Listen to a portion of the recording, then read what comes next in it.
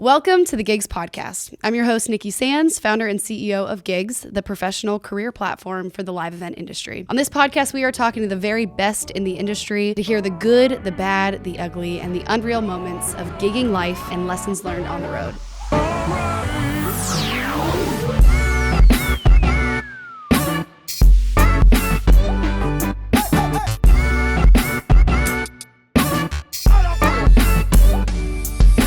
Today, we have a true industry veteran, production designer, lighting designer, production manager, and show producer, Chris Lisle. Owner of CLLD, he has over 32 years of experience working with legendary acts like Alice Cooper, Robert Plant, Peter Frampton, Brooks and Dunn, Keith Urban, Jason Aldean, Miranda Lambert, One Republic, and major events like the Grammys, Lollapalooza, Bonnaroo, and the NFL Draft. He's also the co-founder of the Touring Career Workshop, a nonprofit dedicated to supporting touring professionals. I can't wait to dive in. Chris, welcome to the Gigs Podcast. You dropped a lot of names right there. I'm kind of embarrassed. Are you kidding me? No. That's insane. You also said veteran, which is a really hard word to hear because I still feel young and I definitely act young, but I guess I am a veteran at this I think point. once you pass 3 decades, you turn into a veteran. let's we'll leave age. You're out young. of this. You're Yes. young. We have a lot I have so much to learn from you, and I already did. And what you continue to do for young people getting into the industry with the TCW, we'll get into it. But to start, what was the first project that you worked on where you were like, okay, this is what I'm going to do for the rest of my life? It's a great question and it's got a great answer because that would have to, it was my first tour. And I've told the story before and I'll make it quick, but I grew up here in town. I'm a 5th generation Nashvilleian.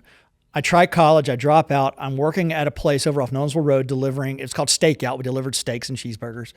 And 2 musicians worked there and we got to be friends. And of course, musicians and delivery jobs, there's a shocker. But so one of them was going to go do this tour out west. He was going to go to Oregon and play some high schools and stuff. He's had this like small band playing high schools and churches and stuff. He's like, hey, why don't you come on the road and be our lighting guy? And I'm like, okay, I don't know what that means or even what that is, but I've got not much going on in life right now. So let's go do that. Let's go to Oregon. So we loaded up in a converted bread truck and his like Toyota Celica. There was like 8 of us and we were in these vehicles. We drive all the way we start in Montgomery, Alabama. We drive all the way to Bend, Oregon. We do these 4 shows and we start our drive home. And we took shifts driving the vehicles. And I remember, this is what I call my aha moment. I'm big on that. Actually, it's a conversation I've had with my kids here lately about having that aha moment in life. But I'm driving, it's my shift. It's about 5 a.m. and we're coming across Wyoming and the sun's rising. And like, I can't remember what song was on the radio, but this song's on the radio. And I just remember having this epiphany of like, I love everything that's happening right now. Oh.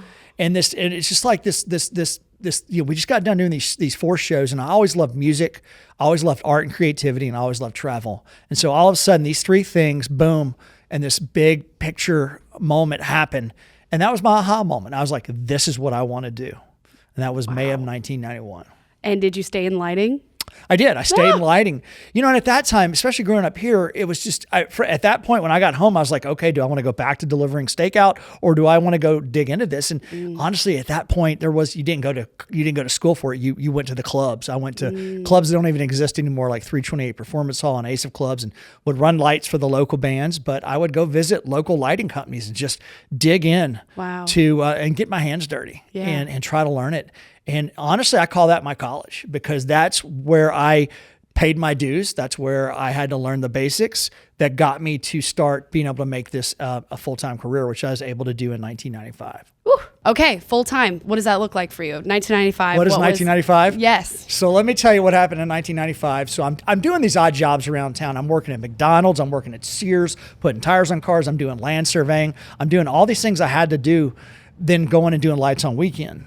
And as we all know, and very much very well, this is a networking industry. It's about the people you know. It's about community. It's about relationships.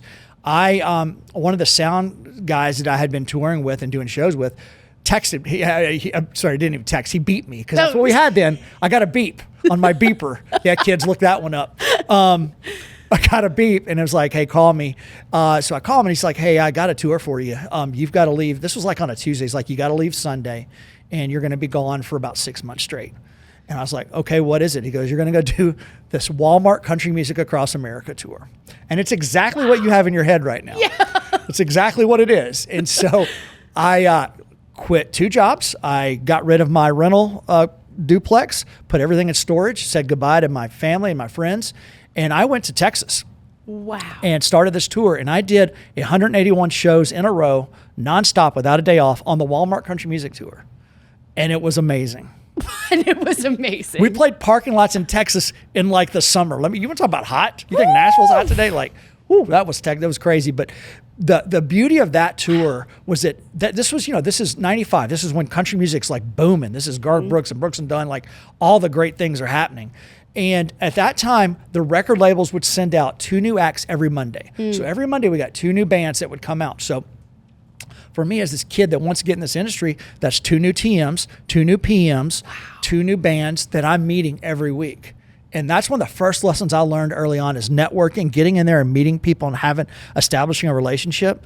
And as that tour ended in October or whatever of that year, I started calling those people back and inevitably was able to get a production gig with a production company. Yeah. So, wow. Yeah, so when you have the gig, use all that time to your advantage. Use every single person you meet. Absolutely. And putting on my lighting hat, it was when I was out being the LD for Keith Urban back in 2003, 2004. I learned the importance of taking care of the opening act. Ooh. Such a key thing. Because who are our opening acts on Keith Urban? Miranda Lambert. And I went on an amazing 10-year ride designing her show.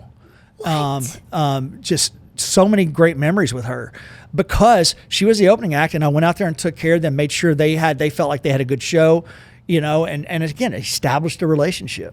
Dang. All right. So actually, I want to stay on that there. You were with Keith. Who were you kind of forming relationships with? That whole camp, Miranda's whole camp? Yeah. I mean, at that time, TMs and PMs, you're getting to know them. Yes, it's good to know the managers, and I have a lot of great manager friends, but the people that are out there on the road digging in, getting their hands dirty, that's the people you want to know. And I learned that lesson early on. Get to know your TMs and PMs. Got it. And show them that you're not out there to make a quick buck. Show them you're out there I've always used the long game reference. It's about playing golf. We're playing for the long game. We're not about going out making a quick buck, checking off something on my resume and getting out. This is about getting out there and establishing a relationship and being with you through as much of a phase of your career as you'll have me. Wow. And that 180 dates in a row didn't make you say, I don't want to do this. No, I loved it. You just knew you were meant for this industry. I loved it. I did love Walmart bathrooms at the end of the tour. We had a rating scale for the Walmarts. No. Yeah. There was Did it have a McDonald's built into it? Did it have a deli? There was different rated. Was it a brown Walmart or a blue Walmart? Oh my gosh! Right. Yeah. And there's Walmart tour stories I won't tell because of non-disclosures. But let's just say that the next year we were asked to sign waivers saying we wouldn't fraternize with Walmart employees anymore. Shut up! Yeah. Yo, Walmart popping off. So how old were you when you did that tour? 23, 24. No fraternizing with Walmart employees. It wasn't me. Look, I'm the innocent one here. I was just just a wild tour. Funny looking lighting guy. Oh, but no, we had a good time. I mean, that's amazing. You're playing Walmart parking lots. I mean, where do you go from there? So then where did you go from there? From Walmart parking lots, I went to work for a production company here in town. It was an event production company. Okay. And it's working with that company that I learned my production manager skills because that company produced live events, special events, TV shows and radio shows. So now, in addition to touring, I'm getting a glimpse into these other worlds. And I find out during that phase of my career that how much I love putting together a show, not just lighting wise and the creativity that comes with lighting a show, but putting together the big picture and taking those puzzle pieces and assembling them and creating this beautiful thing. Ooh. So it was that phase of my career, which was, I did Walmart tour 95, 96. And that was really 97 through 2000, where I'm really digging into these other worlds.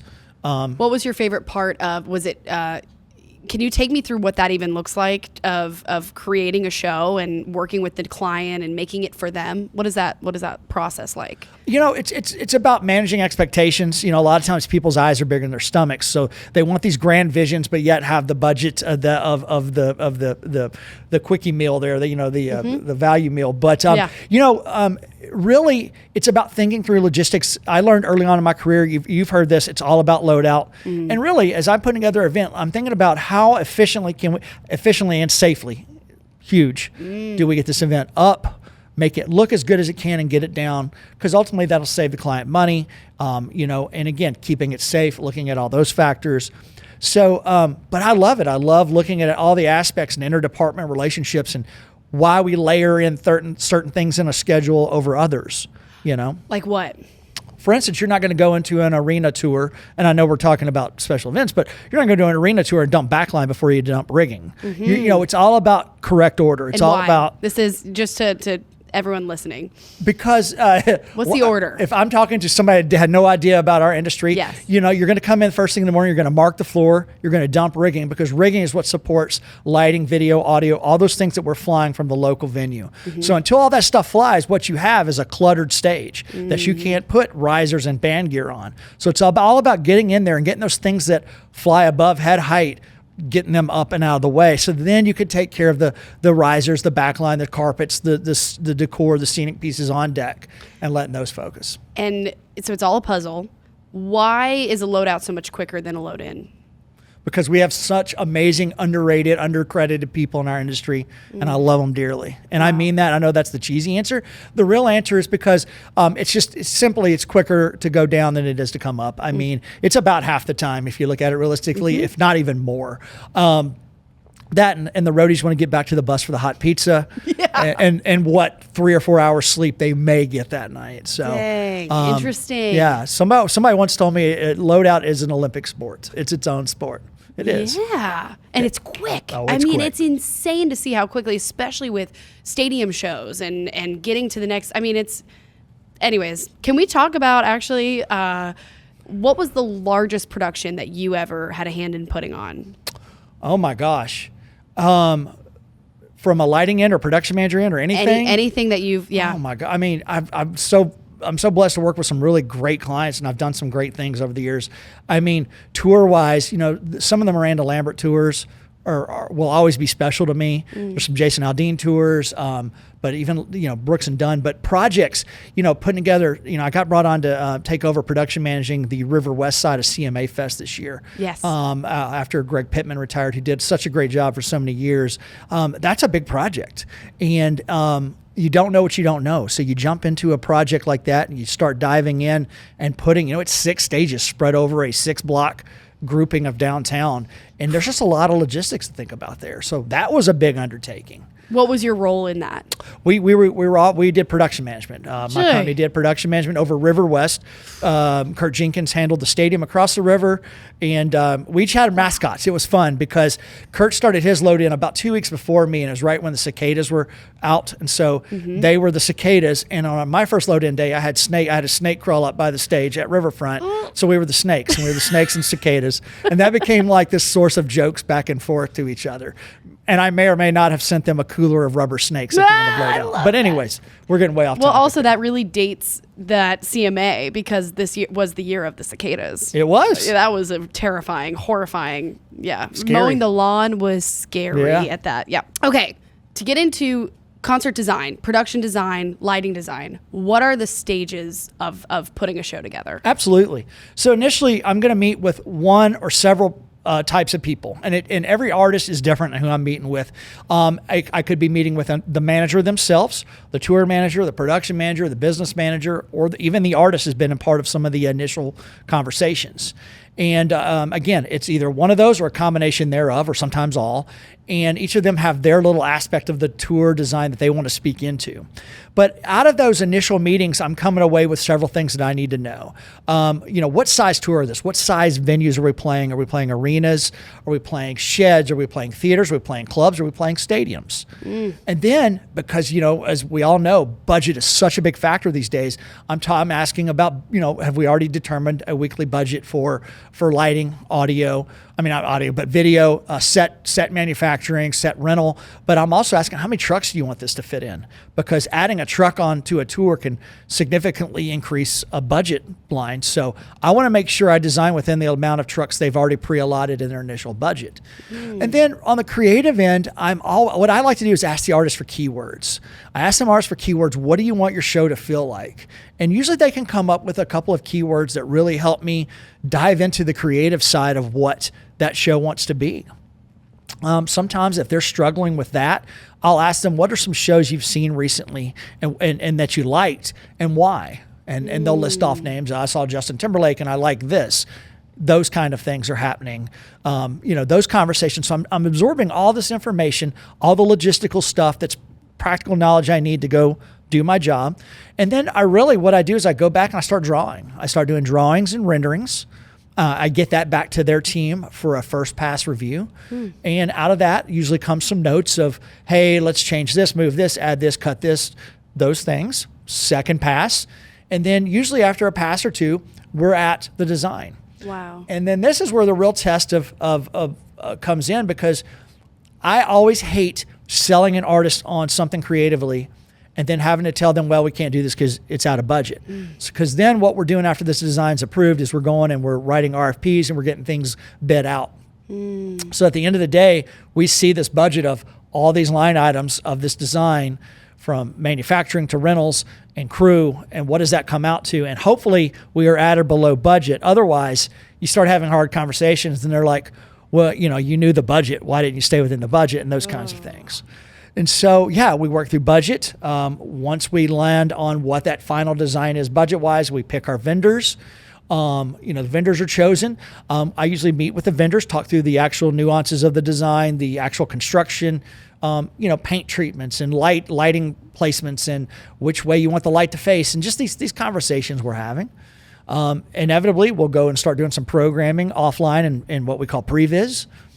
We get through that. Is that in rehearsals or before rehearsals? That usually I like to do that before rehearsals. But there's I have a studio in my home, or there's studios you can rent here in town, and you go and spend a week or two. And what that does, it saves the artist from having to rent a huge, an arena or rehearsal hall in all the actual gear. Instead, you're doing it all virtually, and it gets you close enough so that when you do walk into rehearsals, you're already several steps ahead, and that way your actual time of that in that rented venue is less. And so it's saving them money at the end of the day. So I like to walk in with a good week or so of at least a previs. We've got a good show file. Now we see the real rig. We're finding the bugs. We're finding the efficiencies of if we do this or re-weld this, does it load in and load out quicker? The things that we're really having to talk about so that it can be efficient. And then, we're programming, we're tweaking, we're looking at video content, and then inevitably we rehearse and we'll go through it and make sure the artist is happy. We want them to look out there and go, this is exactly what you sold me on paper. I'm happy. I love this product. And let's put this thing on the road. What's your least favorite part of that process?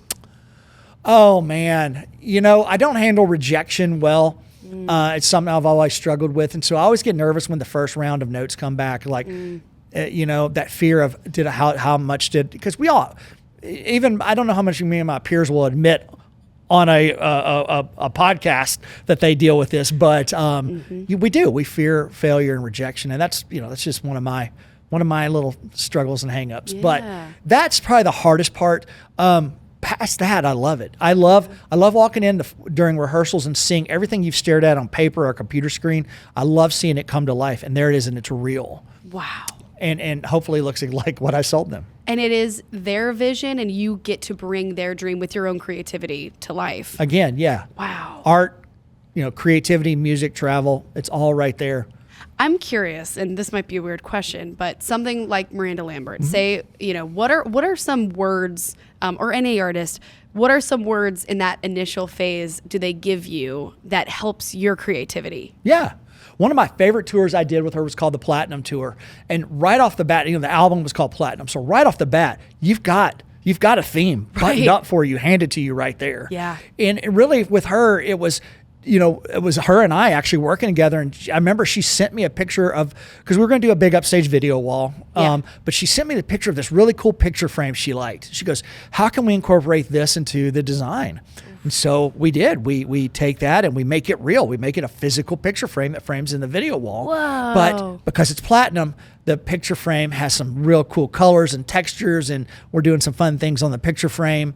And again, because it's platinum, we're talking about you literally are given the biggest keyword you can be given right there. So what did? I make things shiny. Oh. We made it a really shiny tour.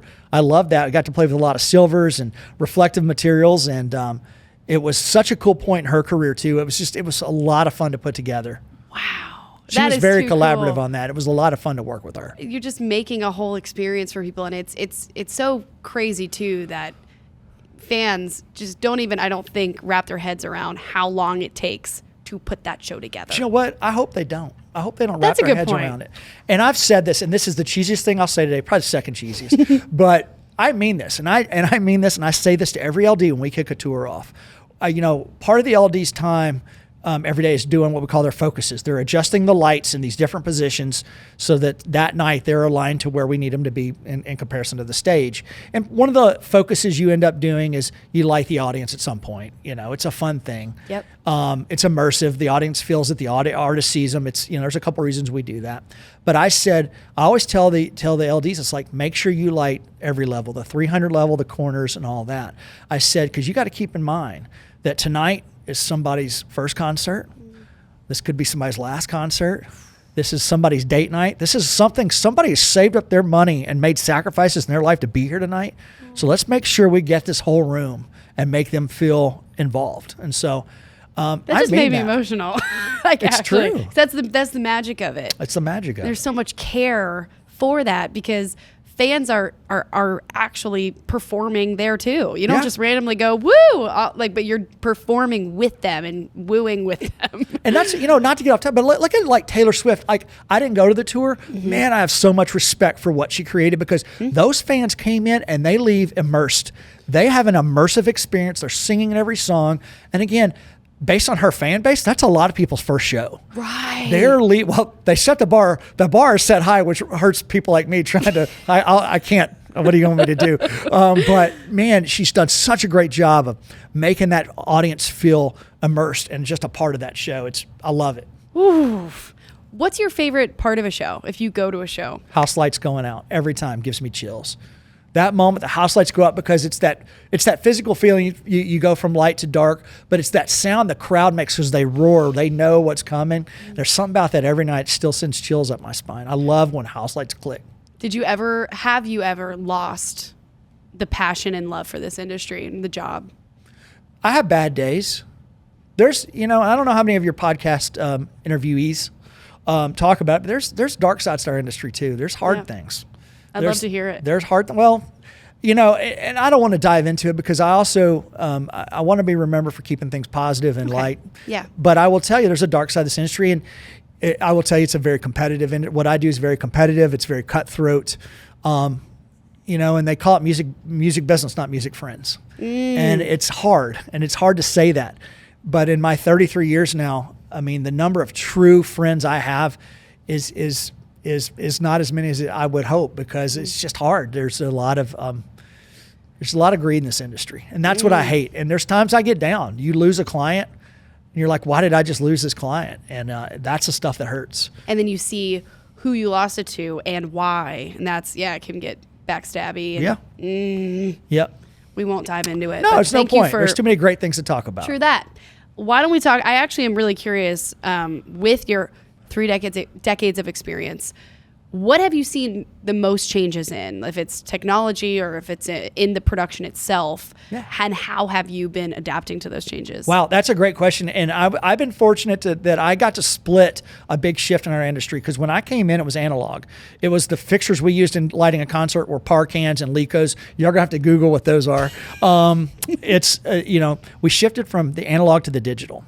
And so I was caught in the middle of this transition, which is good. I think it's good because I know the old school way. I know what I had to do to make a show look good. And I see what some of these young programmers and lighting designers are doing. That's just mind-blowing because they've got their head wrapped around technology. But technology has come so far just in terms of, look, I mean, the simple things like the fact that LEDs are so bright now, that the power consumption we use on a show is so far less. Our shows are greener. The manufacturers of lighting and video products have done some great innovations. We have great, bright fixtures now that do so many cool features and functions that has made our jobs as designers a lot of fun because you got this huge toolbox of things you can use to make a show look unique. But there's part of me too that misses some of the simplicity of the old school. Because when I started, par cans, just this metal cylinder that was either off or on, and you'd put a colored film in front of it, and that's the color it was. And so when you walked into the venue and you had 20, 30, 60 of these in the back, 20, 30, 60 in the front. You had to aim them, and you had to put a certain color of filter in front of them to make them look cool. And that might have been your whole light show. And how do you light the artist and do something cool and set a mood with just this sample of fixtures? And I do wish today's lighting designer, these young guns who are very talented, could go back in time and see what it was like when you're just handed that, and how do you try to be creative? And there's some of my predecessors did some amazing things in that world. Whoa. I mean, yeah, is it all preset too, timing It and is. all that? Yeah, and that's another thing. So, there's two ways you can have a light show run. You can do it manually, where you're literally hitting with the tempo and you're keeping time. Or a lot of these acts now are sending time code down because of the tracks and everything they're using. Right. That lighting can just grab that time code and run itself, so that you look back and the lighting person's just They're chilling. big Whoa. chilling. It's a lot of pre. It's yeah? a lot of pre, but where's the fun in that? Yeah. And so when I've had artists I've worked with come to me and talk about wanting to go to time code, I'm kind of like, do you? Because I see lighting as kind of like playing guitar. You're gonna miss your guitar player is gonna flub every now and then. They're gonna miss a note, and that's okay, because music is it's a human experience, and with the human experience is error. So let the person run the lights, and if they make a mistake, so what? You're the only person that's going to care is the lighting person, really. Yeah, right. That's True. really is all that's going to care, because No one nobody, knows nobody in the audience is going to know that, oh, that song was supposed to be blue. They don't know right. that. They don't That know. was supposed to hit at that point. Exactly. Yeah. So let the lighting person have fun. Yeah. Let them keep the time and experiment. Tonight, I usually like this song in orange. Let's use purple.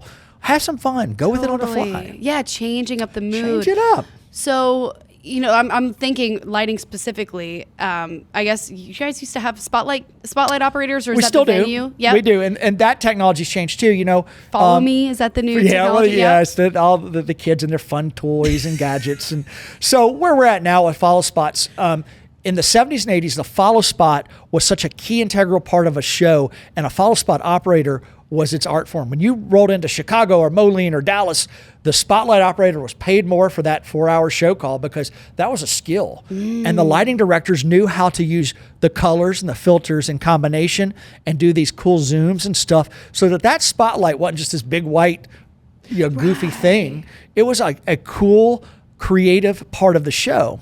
Well, as technology went on and LDs were less and less great about calling spotlights and using them creatively, spot ops got to be where they weren't so great either. Not all of them, but some of them. There just wasn't that passion for it.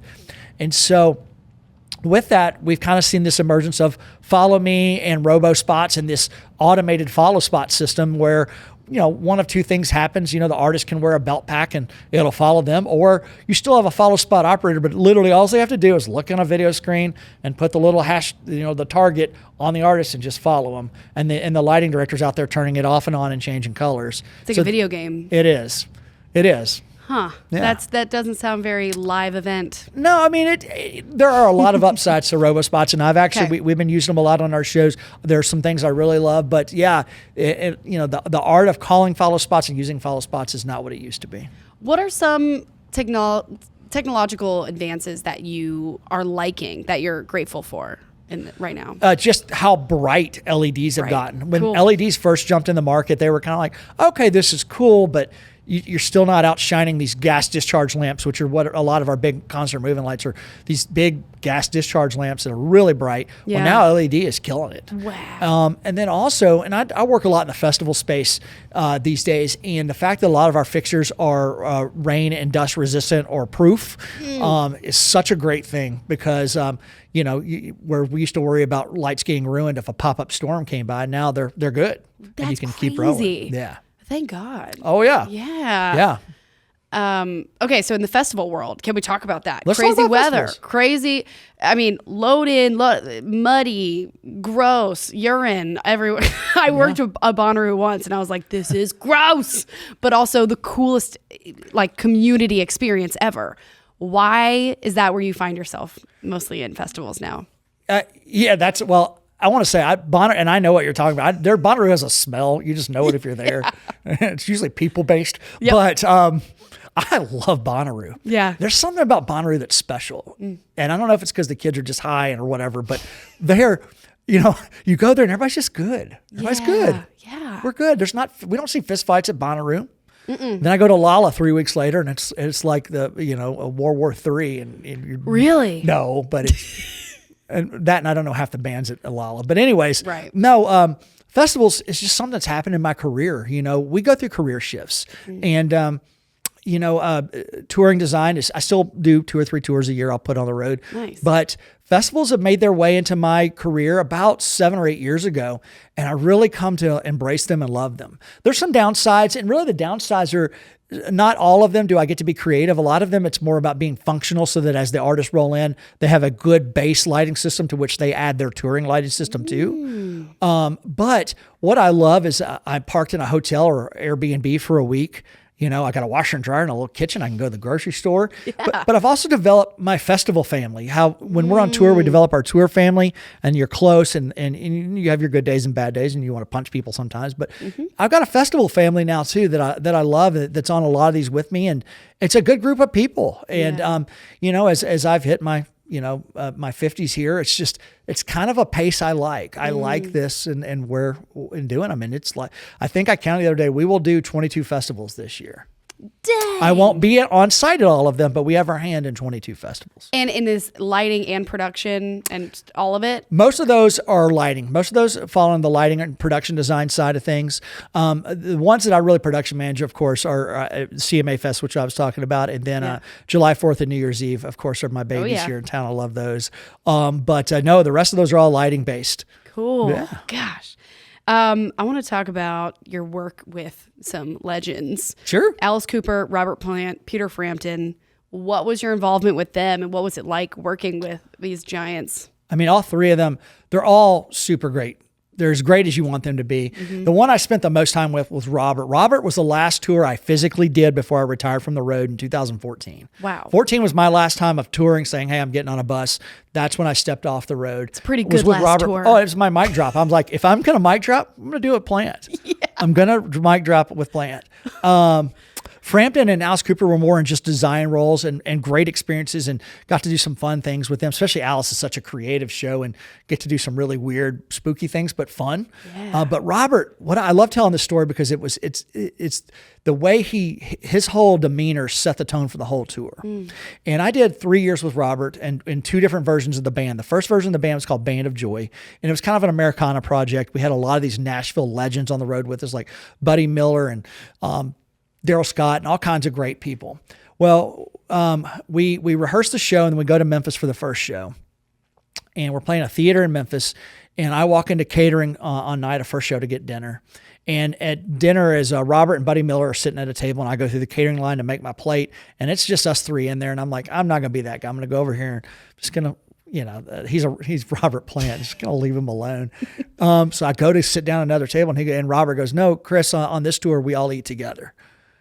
And that's literally that's the way he treated me and my tour mates that entire tour. He had some rock star moments, but they were fun. They weren't bad. Yeah. But they were fun. And he's a great guy. That just that restores so much in me. Thank you for saying that. It's one of my all times.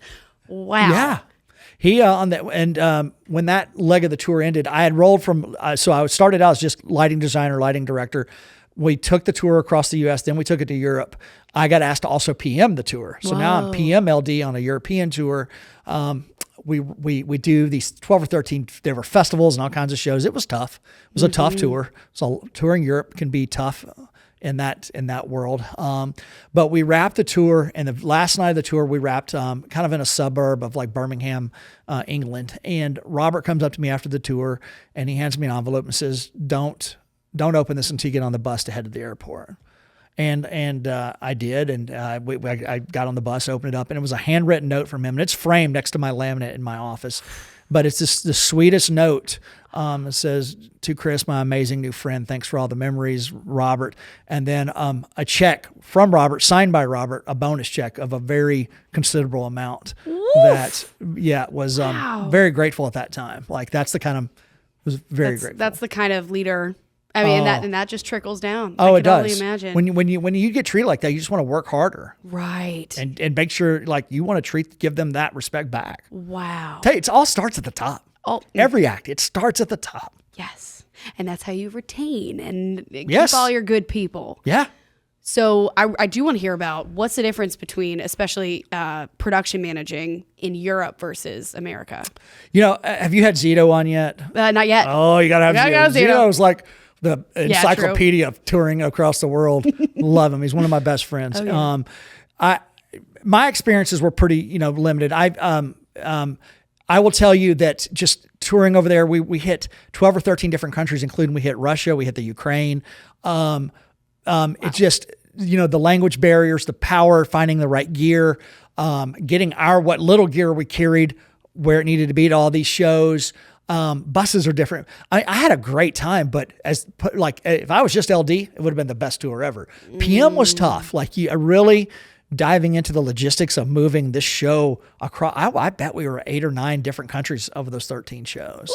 Oof. Yeah. And, I remember, so we played Moscow and we had a day off, and then our next show was in Kiev, Ukraine, which if you think about it, actually, I found my tour book when the Ukraine, Russia stuff happened, and I was like, we literally played these back to back. But in Russia, I remember we got on the bus, they had brought us sushi in Russia, in Moscow. And I remember we got on and it was warm, and we all ate this warm sushi.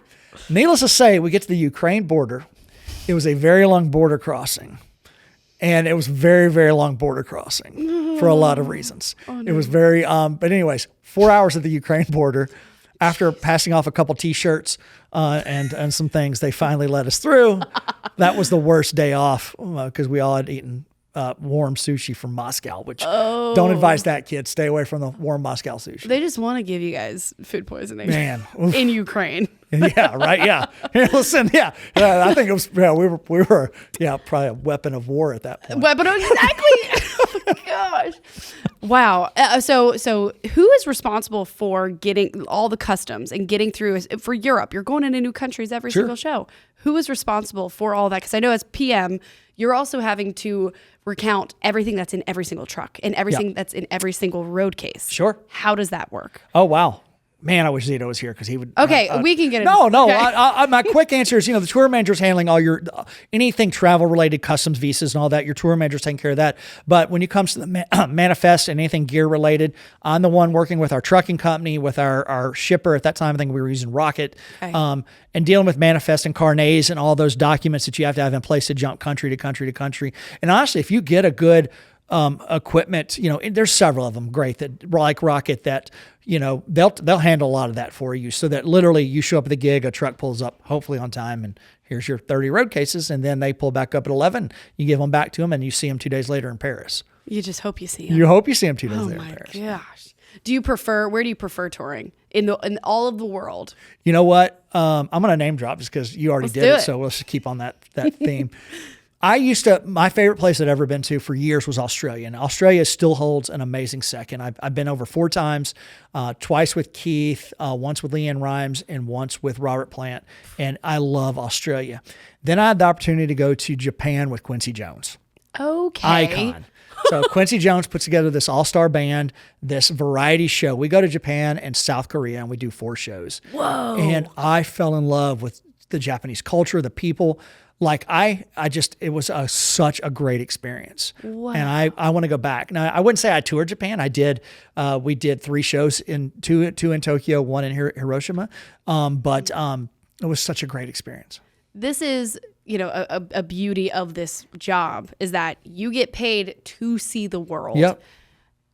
Do you ever have, are there ever tours where you're like, wow, I didn't even see all of Asia. I didn't even see Europe. Oh, all of them. We all know. You know the answer to that. I know. It's like I tell my wife, I said, when I retire, I want to go back and see some of these cities that I've been to because I never saw anything. Right. Especially if you're on that arena level tour, you pop off a bus, you walk in, you're in that arena for 18, 20 hours, you pop back on the bus, you never saw anything unless you had a day off there. Or daylight. I've gone days without seeing daylight. It's dumb. It's insane. Dumb. Yeah. So you found a passion for mentorship and teaching and bringing more people into this industry, which we need, and bless you. So when did you start? You were an adjunct professor at Belmont. It's crazy. When did you do that? What was that experience like? Yeah. I did that for 10 years. I did that from 2007 till 2017. And it all happened by circumstance. And, I believe God puts these moments in our lives that he opens up the right doors at the right time for people to walk in. And that's what happened with me teaching at Belmont. Like I had gone to Belmont does this amazing showcase series. Yes. It's the Belmont Showcase series. The students produce it, they perform in it, they run sound, they run lights, they do everything, they promote it. It's all student driven, and they usually do three in the fall, 3 in the spring. Well, I had got sent in. I was doing some work with Bandit Lights here in town, a big lighting company, to go provide some lights. And so I'm over at this showcase, and I'm building this lighting rig, and one of the faculty noticed how I was taking the time to explain to the students why we hook up power in the correct order and why we do span sets a certain way to lift the trusses up. And literally 2 or 3 weeks later, I got an email from this gentleman and said, hey, we're looking to start. He goes, we don't have space yet to do a lighting class, but we've seen your resume. We know you've done some production management. How would you like to come teach this class called Tour Production, where we go over the roles of TMs and PMs? And I was like, sure. And I'm like, let's do it. And basically it was Tuesday nights from 6 to 8:30. I went in and for 10 years, I taught that class, tour production. And we our first day of class, we create a mock tour. The band's called the Theoreticals. And the whole basis of the rest of the semester is creating paperwork around the Theoreticals. We make a rider. We do a tour routing, even though that's not something a TM would do. We do a tour routing. We do it. By the end of the tour, their final assignment is they give me a tour book. Whoa. Of their tour with hotels, venues. We made it a hands-on experience. I loved it. It got hard at the end. Look, as an adjunct, it's very low paying. And I'm not knocking Belmont. I think that's probably true anywhere. It's just not a great. You do it because you love the experience. You don't do it for the money. If you're doing it for money, you missed big time. But it got hard to sit out there and know, I'm driving into town. I'm doing this. It's Tuesday night. It's at 6:00. I'm looking at these students. They've had a long day. They're done. You'd have this class of 24 students, and only 4 of them were truly engaged. And that kind of got to the point where I was like, I think it's ran its course for me, and it was time to move on. But coming out of those 10 years of teaching were some of the best friends and relationships I have. My only full-time employee, Mark Anderson, was one of my students at Belmont. No way. And wow. And I could list 5 or 6 others that are true great friends. Eric Parker, that co-started TCW with me, was a Belmont student. And just a lot of great relationships came out of teaching there. Well, you said Tuesday nights 6 to 8. Today is Tuesday, and tonight there is a TCW event from 6 to 8. So I want to take me through starting Touring Career Workshop. Absolutely. Touring Career Workshop is going to be my legacy, and I've said this. When I hang up my hat, whenever that is, and it's still a while, so I'm hanging up. I'm not going anywhere yet. It's all my competition. Anyways, it's going to be my legacy. It's I'm not going to be known for my lighting work or production. I'm going to be known for this, and that's what I want. I mean, it came out of seeing a need. We kept having all my peers come up to me, hey, who do you use for tax planning? Who do you use for retirement planning? What do you do about health insurance? How do you deal with this? And so I kept getting these questions coming to me. And at the same time, I had Eric Parker, the student I had taught, who has this amazing story himself. He had this passion to be a motivational speaker, and he still does. And he says, and I said, man, what do you think about us doing this workshop for our peers? Like we'll partner with Belmont, and we'll do it over there, and we'll have just guest speakers talk about these things. So he and I formulated this plan. We went to Belmont. They gave us this classroom space. And the first TCW was 13 years ago. Wow. And we basically gave speakers each 15 minutes to come in and talk about these HR related topics. We didn't do any technical training. It's all career development topics. Wow. So again, 2011. Because we don't get any career development. You don't get career development. No. So anyways, 2011, we started that. And we did the first one. We had about 50 people come, and we both walked away going, I think we've got something here. I think we've got something here. But in both of his and my true passion and having hearts for our peers, we were like, this isn't about making a buck, which we had been approached, hey, we ought to charge admission for this. I'm like, no, not going to do it. we went and we became an official 501c3 within the next year. We moved it over to the Soundcheck Annex, where we're still today, and in fact, we've already had conversations with them as they go on to build Rock Nashville. We're going to move over with them there. Soundcheck and the Jumper family have been huge supporters of ours. But more than that, we developed this whole big program, and every year we change it up. We have some core topics we hit every year. We have our 3 core that I always say will always be every year. You come here about getting health insurance, retirement planning, and tax planning, because those are three of the baseline everybody in our industry needs. But then we're going to get into, how do you be a good parent on the road? How do you make your relationship work on the road? And we hit all these other topics. Mental health is so big, and it's a big part of what we do, as you know. But every year we change it up and we get people in there, and our typical attendance is 350 to 400 people these days, and it's free. You walk in, we feed you. Give you a beer at the end of the night. We don't promote drinking, but we will let you have one beer and meet people, network. That's the other thing that I think is lacking in this industry. If you aren't working a gig, how are you supposed to meet the person to get to that next gig? Right. So amazing that you can bring. So I've seen people of all different levels. You have the people who are just starting out in the industry that are looking, first of all, how do I get on the road? People looking for that financial advice, the just community. And then you have all the vendors that are like, hey, how do I scoop up these new kids that need jobs? Yep. An incredible event.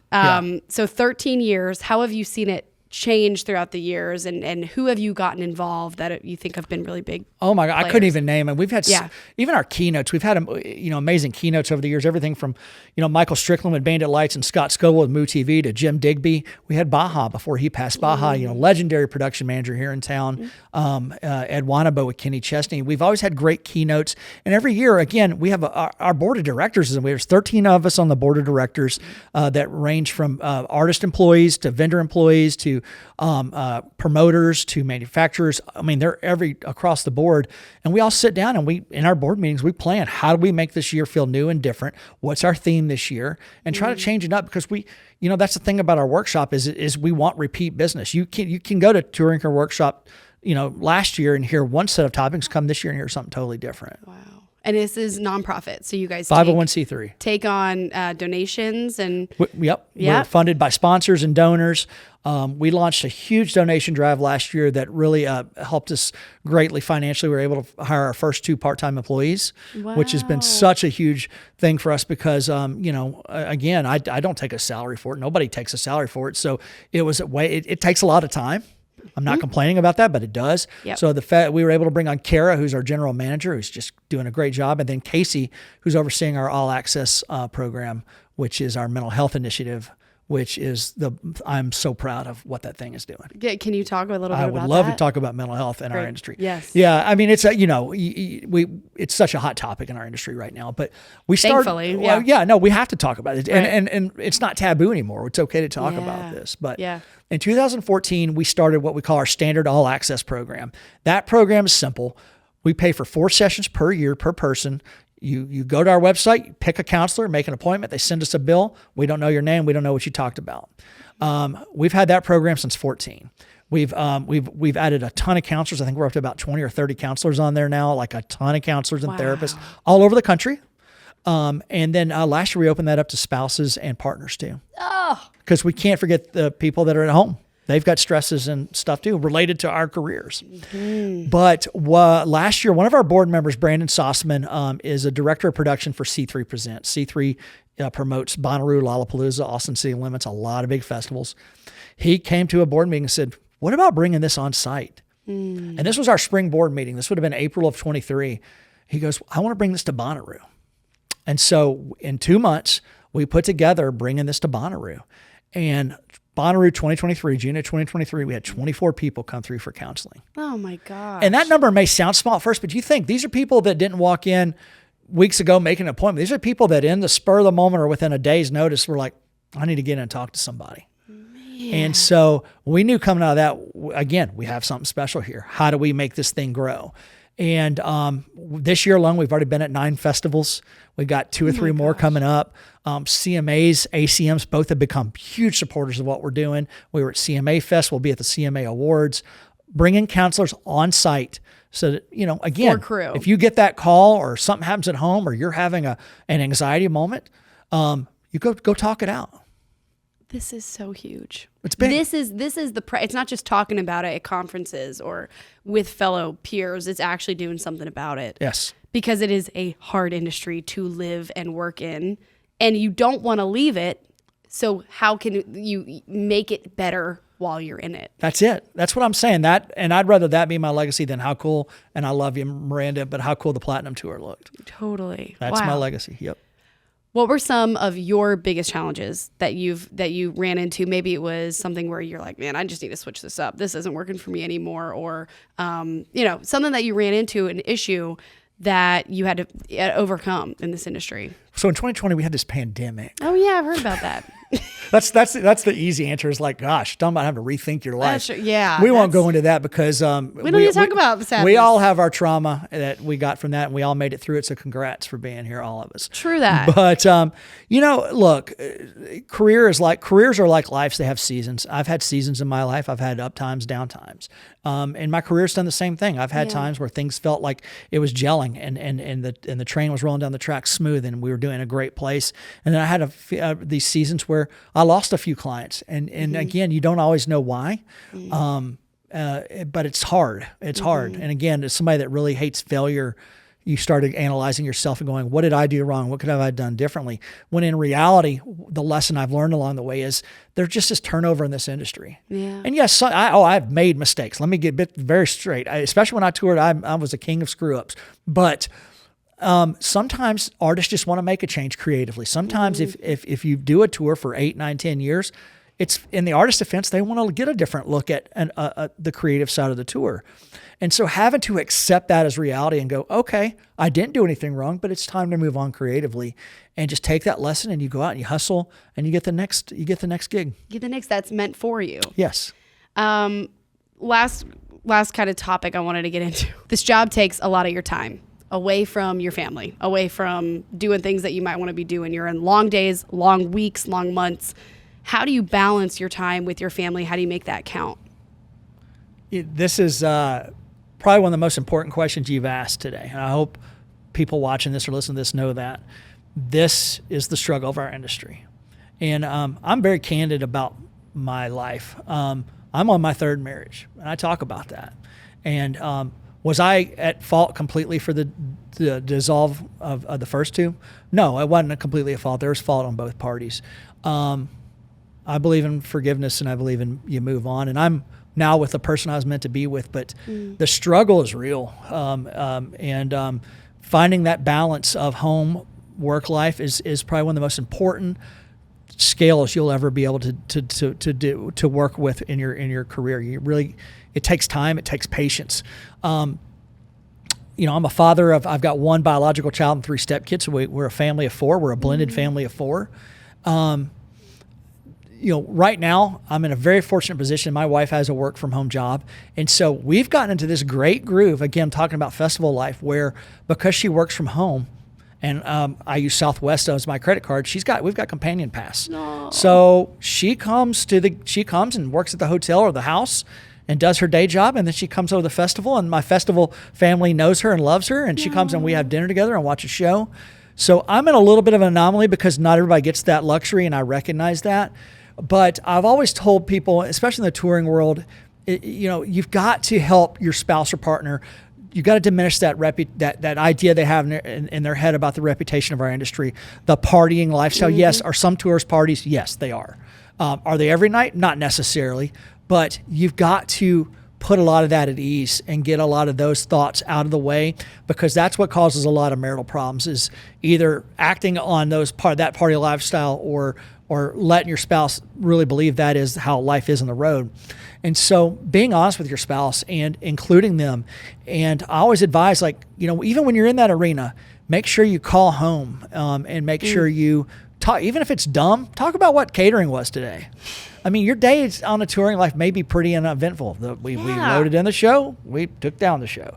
But there's things, share the little details, share them with them, the 3-hour sleep you got, and share with them what the big picture is of what you're doing. Yes. And that's the spouse side. I would say on the parent side, it's hard to, you definitely have a lot of cats in the cradle moments. And as my biological son, who's the youngest of the four, has just started his senior year, it's hit hard in the past few weeks because we are at that point where it's literally, it feels like cat in the cradle. It's like, where did the time go? And it went so fast. No. And you look back and you hope you did the best you could, but I said this in a social media post a few weeks ago, but I've missed more first days than I've been at of his 12 years of school. I've missed more of those first days, and yet just another. I wasn't at his last first day, as I said, and it sucks. Yeah. You know, for an 18-year-old, would he really care? No. Right. No. But I care. Yeah. And again, when he's with me, when he's in my custody every other weekend, we make those moments count. Yeah. And to that point too, the last thing I'll say before we move on is when you're home, try to live a 9-to-5 lifestyle. And I mean that. I do my best, unless a work obligation calls, like a networking night or a board meeting, I shut off the computer at 5. I work 9 to 5. When I'm at home, I work 9 to 5. We book meetings 9 to 5. When people call and say, hey, can we go do a dinner? I said, no, but we can go do a lunch. There you go. That's what matters. Keep work, keep family time, family. How long did you struggle with being like, well, but I have to take this call at night? And I had do you have to reach a certain level in your career, or, when are you able to start using boundaries like that? Boundaries are a person by person's basis, because in my Rolodex on my phone, my contacts, there are 7 or 8 people that have the pass that if that phone rings, yes, I'm going to answer, right? Because they're that important in my career. But fortunately, I've surrounded myself with great clients who also have those boundaries. Yeah. Those calls are few and far between. I think something's happening in our industry where that's actually becoming more of a trend now. It's part of this mental health conversation. We have to have that balance. Yes. If you're out of balance, you're going to be a mess. Wow. That's so powerful and so important. And I have a million more questions for you. Let's do it. Let's make it a 2-hour episode. I know. We'll do this. We're having you back on. Okay. We can even make it kind of like a touring career workshop episode where we're talking about financials and we're talking about the more mental health, have more guests. I love it. Would love to be back with you. Chris, thank you You're so very much. welcome.